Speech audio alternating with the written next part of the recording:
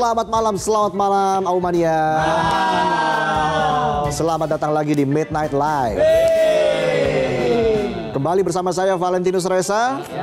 Hari ini Midnight Live memasuki episode ke-86. 1.999.914 episode lagi menuju episode 2 juta. Masih jauh ya. Penonton happy banget. Udah dekat akhir bulan ya. Udah mau gajian. Ingat, lebih baik gaji besar asal halal daripada gaji kecil tapi halal. Sama aja. Sama aja ya. Ya intinya lebih baik gaji besar. Jangan lupa menabung ya penonton. Langsung aja kita mulai, inilah Midnight Live.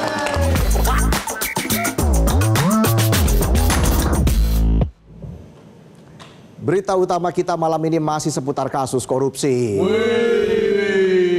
Pasangan korup mantan wali kota Semarang Heviarita Gunaryanti Rahayu atau yang akrab disapa Mbak Ita dan suaminya Alwin Basri resmi dapat tiket VIP. Bukan tiket konser, bukan juga voucher menginap di resort, tapi tiket VIP staycation di balik jeruji besi.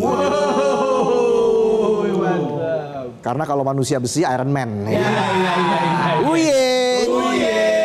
Keduanya terbukti main kotor di proyek barang dan jasa, pemerasan, gratifikasi sampai urusan pengaturan proyek semua digarap dengan semangat gotong royong ala keluarga harmonis.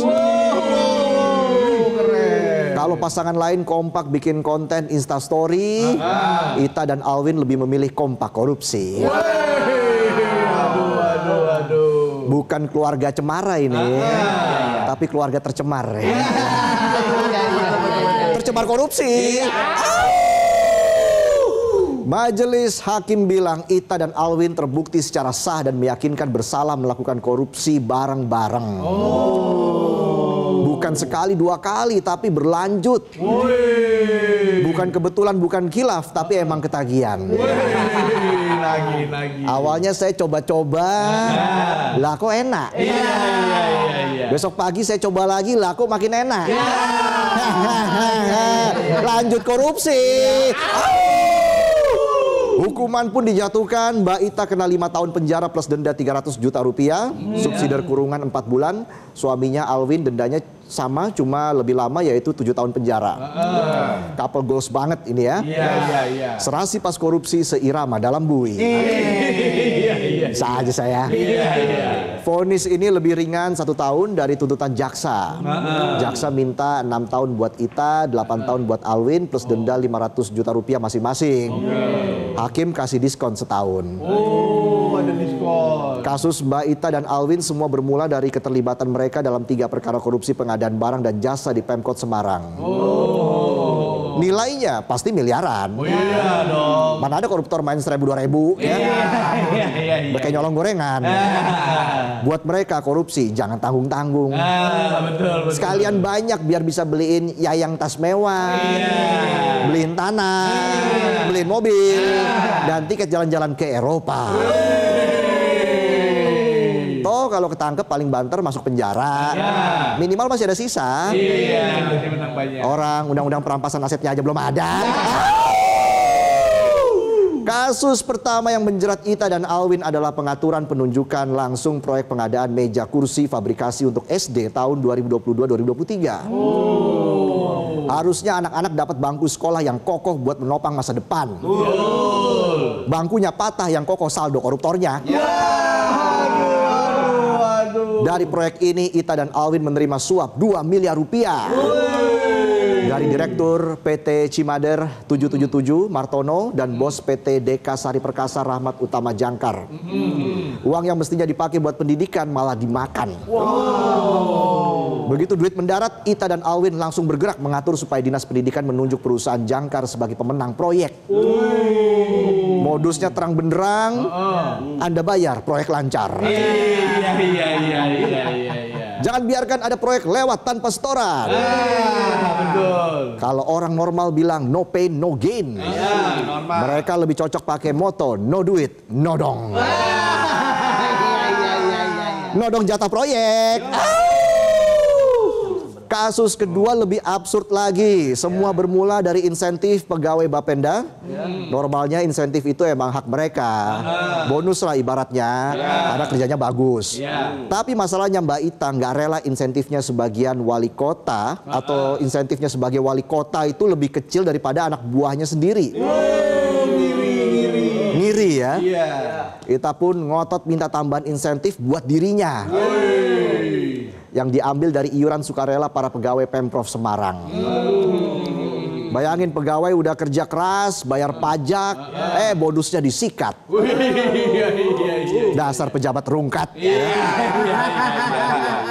Kepala Bapenda Indriasari alias Iin saat di persidangan cerita kalau iuran sukarela itu awalnya dipakai buat bakti sosial.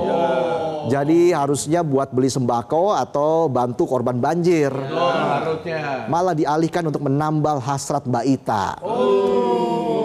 Per pegawai mereka patungan 6-10 juta. Bayangin iuran kayak bayar arisan sultan. Dari situ tiap 3 bulan bisa ngumpul 800 juta.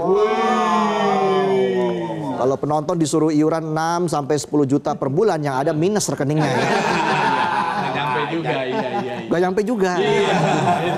Udah lembur. Dari 800 juta, Ita meminta dan menerima 300 juta tiap 3 bulan. Desember 2022, April 2023, Juli 2023, dan Oktober 2023. Totalnya 1,2 miliar rupiah. Lucunya suami Mbak Ita, Alwin, juga ikutan nimbrung. Kata Iin sekitar Mei sampai Juni 2023 dia dipanggil Alwin yang tiba-tiba pengen dapat jatah juga dari uang iuran ASN itu. Pengen dapat juga. Suami kok minta jatah? Kan kewajiban suami seharusnya kasih nafkah. Harusnya. Atau jangan-jangan mau kondo? Modal konfrontasi doang. Suka ngancem copot pegawai.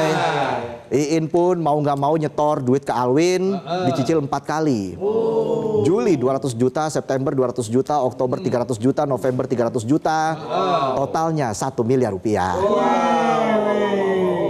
Terima cash keras. Anda masih mau menjabat?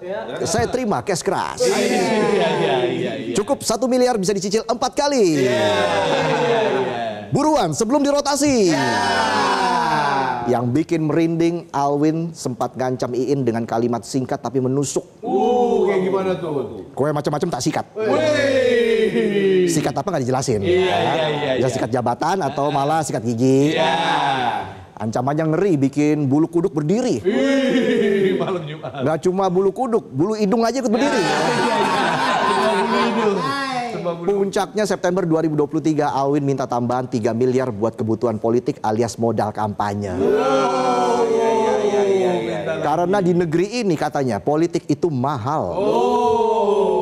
Ya mahal kalau uangnya dari kantong sendiri. Benar. Makanya pada korupsi.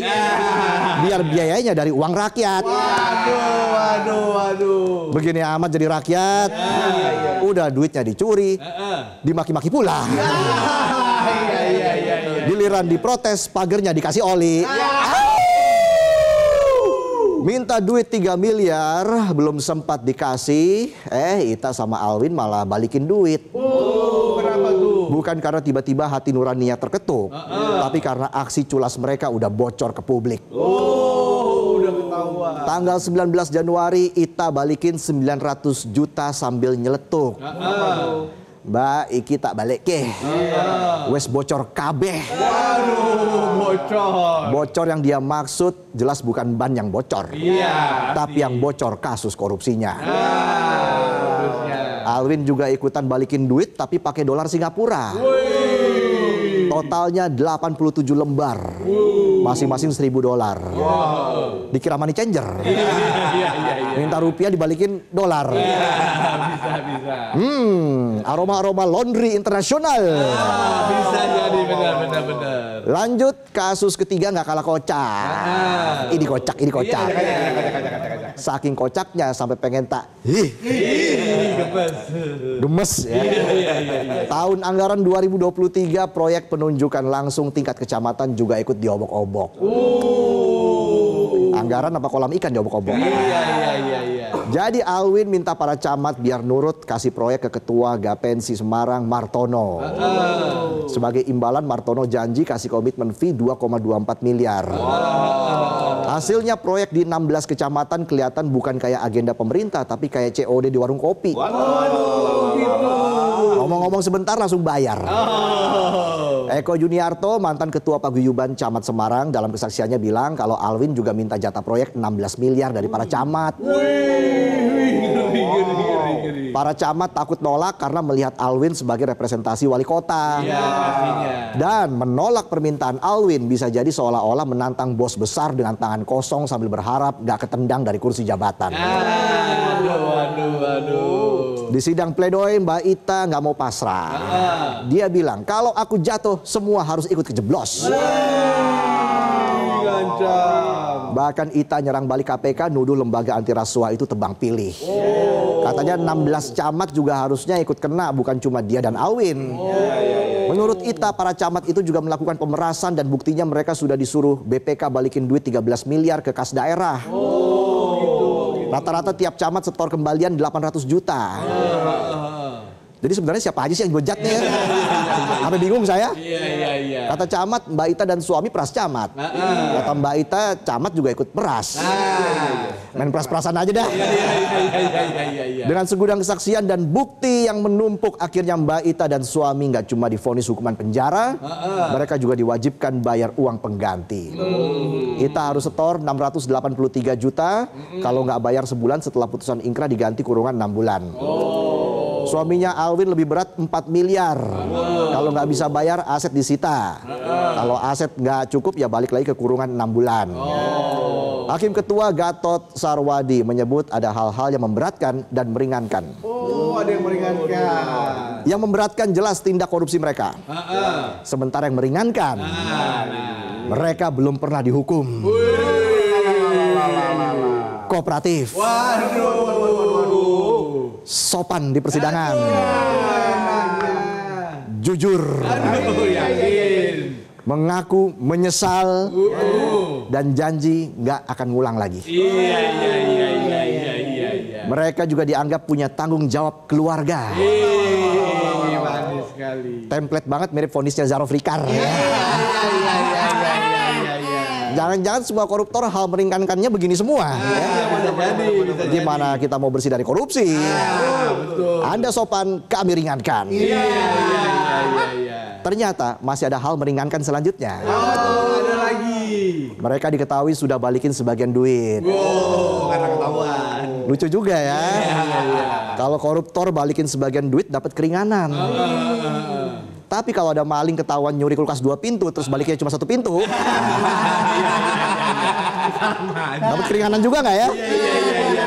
Yang ada dapat keringanan tangan warga, ya. Tetap bonyok dikebukin.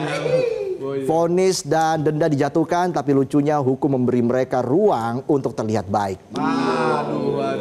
Ada keringanan karena prestasi, janji manis di persidangan dan pengembalian sebagian duit. Padahal substansinya tetap sama. Dua orang ini lihai main sistem. Proyek rakyat jadi ATM pribadi.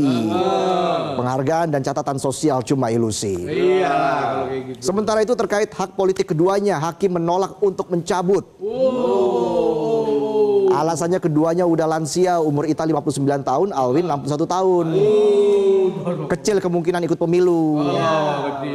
Kata siapa Pak Hakim kemungkinan ikut pemilu masih kecil? Kalau kita hitung-hitung, Ita usianya 59 dihukum 5 tahun, belum termasuk remisi. Bisa bebas, mungkin ya di usia masih 64 tahun. Betul. Anggota DPR sekarang yang paling tua aja usianya 78 tahun. Masih bisa. Kalau seharusnya keluarga jadi tameng moral supaya nggak korupsi, Mbak Ita dan Alwin membuktikan sebaliknya. Mereka malah pakai keluarga sebagai tim inti untuk nyolong uang rakyat. Iya, betul. Harmonis di depan tapi di belakang malah kolaborasi penuh untuk isi kantong pribadi. Waduh. Kasus ini sekaligus bikin sadar korupsi bukan cuma urusan Mbak Ita dan Alwin, ini masalah sistemik. Betul. Aturan lemah, pengawasan tipis, dan ironisnya rakyat lagi susah, harga kebutuhan meroket, kantong menipis, apalagi kantong penonton. Rutin. Tapi segelintir pejabat malah tega ngembat duit rakyat. Ya, itu tadi sajian pembuka kami di Midnight Live.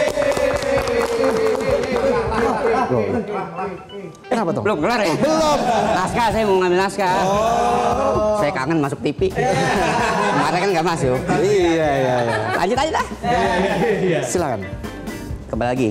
Setelah jeda, kita akan kembali di Midnight Live.